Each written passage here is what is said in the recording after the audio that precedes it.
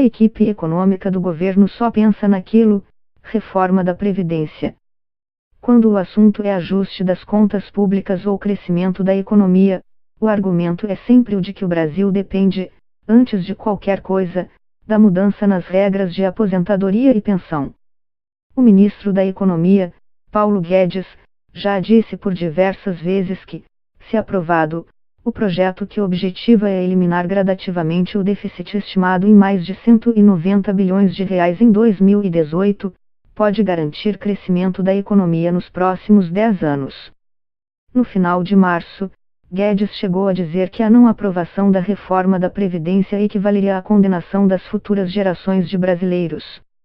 Embora a aprovação desse projeto seja considerada por muitos economistas e cientistas políticos o grande teste para o sucesso do governo Jair Bolsonaro, a equipe do presidente tem outros grandes desafios na área econômica. Essas tarefas têm a ver com o que Bolsonaro prometeu durante a campanha e com problemas que o Brasil acumula há décadas. O secretário de Política Econômica, Adolfo Saxida, disse que as ações do governo estão hoje divididas em duas grandes pautas: a questão fiscal e a agenda de produtividade. Ao defender a urgência da reforma da Previdência, o governo argumenta que é insustentável o aumento dos gastos com aposentadorias e pensões. Diz, também, que ela vai ajudar a recuperar a economia e garantir espaço no orçamento para despesas em outras áreas, como saúde, educação e programas sociais. A equipe do ministro Paulo Guedes projeta uma economia de R$1,10 trilhão em 10 anos com a proposta original.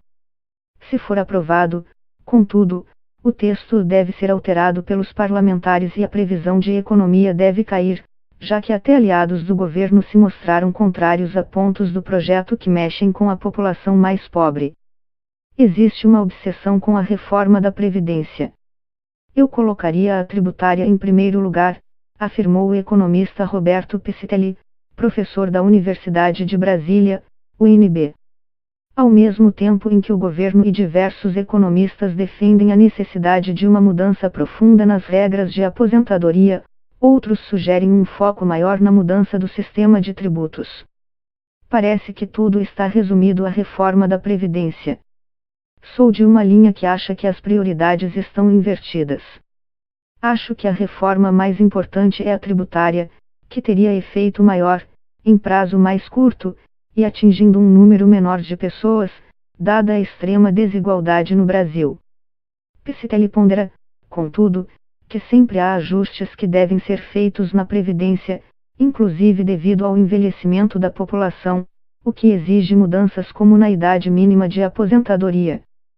Saxida, do Ministério da Economia, rebate a possibilidade de propor uma reforma da Previdência menor. Não estamos aqui para remendos, estamos aqui para consertar. Aprovar um remendo é mais fácil e você pode avançar com outra agenda. Entendo o ponto dos críticos, mas discordo. A nossa proposta de reforma resolve o problema de longo prazo. Esse governo foi eleito para resolver problema. Podemos não conseguir, mas vamos tentar. O secretário não respondeu se considera um remendo a retirada, por parlamentares, de trechos da proposta que afetam o benefício de prestação continuada, BPC, e a aposentadoria rural. Prefiro não entrar em detalhes, disse. O Congresso é soberano. Cabe a eles decidir o que é possível e o que não é, e isso será respeitado. A economista Silvia Matos, que coordena o Boletim Macro, do IBRE-FGV, Instituto Brasileiro de Economia, aponta que o sistema tributário brasileiro gera incentivos errados, ao permitir regimes especiais para algumas empresas e incentivos fiscais que nem sempre são revistos. Ela explica também que o problema do sistema tributário onera o trabalho formal, o que, por sua vez, estimula a informalidade no país. Temos complexidade de tributos, múltiplos tributos e muitos regimes especiais. Temos mais exceções do que regras. Além de perder resultado, tem certa injustiça, cria uma briga por regime especial, e não por eficiência, explica. Ela aponta que pode ser demais para este momento pensar na possibilidade de a reforma tributária acontecer exatamente ao mesmo tempo em que a previdenciária tramita. O risco é criar uma confusão e não passar nada, considerando o contexto atual. A economista-chefe da FEComércio do Rio Grande do Sul, Patrícia Palermo, diz que a aprovação da reforma da Previdência é o gol que define a partida, mas aponta também que o governo está deixando outras coisas em segundo plano e, talvez, até paradas.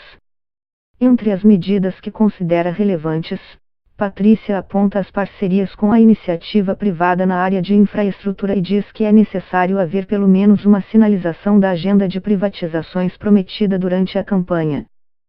Saxida argumenta que são necessários muitos passos até conseguir colocar uma empresa em condições de ser privatizada e garante que o processo, apesar de ser lento, está andando. A legislação brasileira exige uma série de procedimentos para colocar a empresa no Programa Nacional de Desestatização. Só depois disso é que começa a andar todo o desenho do processo. Demora. Vamos ter novidades, mas passo a passo. Entendo a ansiedade, mas temos que respeitar o ordenamento jurídico, disse, após ser questionado sobre quando as privatizações vão começar. Como o Brasil tem crescido pouco, com o setor público quebrado, temos depreciação da nossa infraestrutura. Se a gente tivesse crescendo, não ia ter energia, estrada. Temos muitos gargalos. Se o crescimento destravar e a infraestrutura não for adequada, vem inflação com o aumento da energia, por exemplo, congestionamento. Mudanças na política comercial, para abrir a economia brasileira, também são aguardadas por especialistas, já que se trata de um dos pilares da política econômica prometida pelo novo governo. A abertura comercial consiste na redução de tarifas e derrubada de medidas burocráticas que criam entraves a importações de bens de consumo, máquinas e equipamentos. Os economistas liberais acreditam que essa é uma forma de estimular a competição interna e aumentar a interação com outras economias. Um processo de abertura comercial permite maior aproximação da nossa indústria com outras fronteiras, através da aquisição de tecnologia, disse a economista Silvia Matos.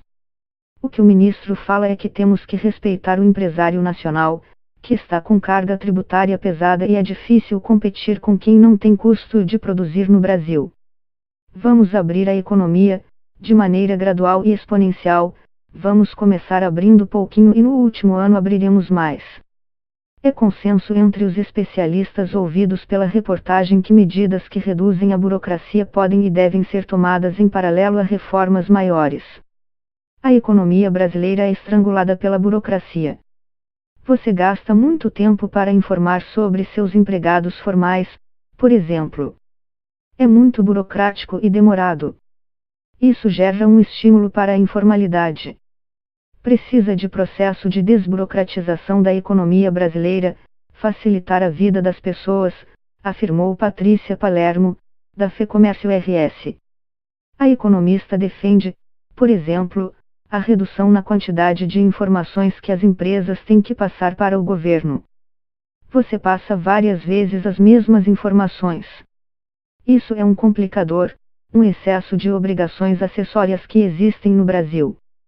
Como exemplos de medidas já tomadas que poderiam reduzir a burocracia, Saxida cita o decreto que estabeleceu o corte de 21.000 cargos, funções e gratificações do Executivo, além da decisão de revogar 250 decretos antigos. Professor da UNB, Piscitelli diz que vários desses decretos já não estavam em vigor. Ele defende a necessidade de rever processos na administração pública e de aplicar medidas que melhoram a vida das pessoas, mas alerta que não dá para confundir redução de burocracia com eliminação de controles essenciais. Na área de meio ambiente, por exemplo, você não pode, a título de agilizar processo, passar por cima de questões de segurança que são essenciais.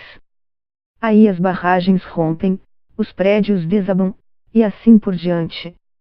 Há um ponto de equilíbrio importante que passa pela manutenção da capacidade regulatória do Estado da qual não podemos abrir mão.